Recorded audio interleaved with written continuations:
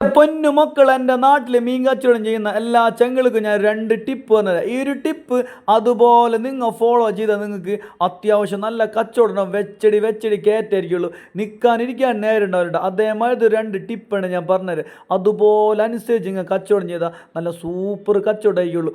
1, കൊടുക്കുന്ന സാധനം മനസ്സറിഞ്ഞ് കൊടുക്കുക, കല നിറച്ച് കൊടുക്കുക. കൊടുക്കുന്ന കസ്റ്റമർക്ക് എപ്പോഴും അതൊരു തൃപ്തിയായിരിക്കണം, സന്തോഷമായിരിക്കണം. 2, നമ്മളെ വിശ്വസിച്ച് വരുന്ന കസ്റ്റമേഴ്സ് നമ്മൾ ഒരിക്കലും വഞ്ചിക്കരുത്, ചതിക്കാൻ നോക്കരുത്.